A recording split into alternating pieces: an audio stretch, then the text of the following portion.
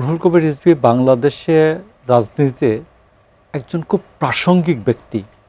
আপনি তখন কতটুকুন 1984 সালে উনি বাংলাদেশের প্রথম এই যে অবরোধ যে শব্দটি, এই অবরোধ এই শব্দটি চালু হয় এবং স্কপ বা স্কপ হলো শ্রমিক কর্মচারী ঐক্য পরিষদ।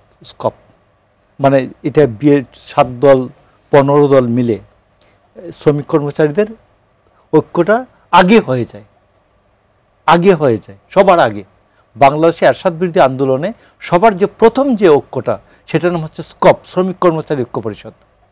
এই স্কপের যে অবরোধ, রেলপথ রাজপথ অবরোধ, তিনি এই রেলপথ অবরোধে তখন তিনি জাতীয়তাবাদী ছাত্রদল রাজশাহী বিশ্ববিদ্যালয়ের সাধারণ সম্পাদক এবং তিনি এবং জাসদ ছাত্রলীগের সাধারণ সম্পাদক রাজশাহী বিশ্ববিদ্যালয়ের শাহজাহান সিরাজ, এরা দুজনই রেল লাইনের উপরে ছিলেন।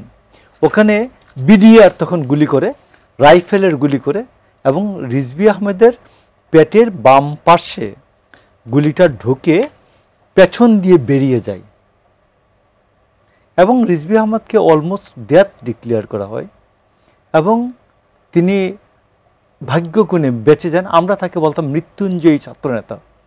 এবং তার পাশে যে শাহজাহান সিরাজ ছিলেন তিনি কিন্তু ওই স্পটেই মারা গেলেন। ভাগ্যগুণে যে রিজভী আহমেদ বেঁচে যান এবং বেঁচে যাওয়ার পরেও আপনাকে যে লেগেসিটা, উনি রিজভী আহমেদ ছিলেন একজন দুর্দান্ত যুবক, একবার দুর্দান্ত চটপটে। এখন যে দেখেন খুঁড়িয়ে হাঁটেন তা না, কিন্তু দুর্দান্ত চটপটে যুবক হিসাবে দেখেছে আমাদের অগ্রজ, আমাদের কিছুটা সিনিয়র, ভূগোলের ছাত্র রাজশাহী বিশ্ববিদ্যালয়ে। তো সেখানে রিজভী আহমেদ এই 1984 সাল থেকে নিজেই ছাত্র রাজনীতি নিজেই একটা ইতিহাস।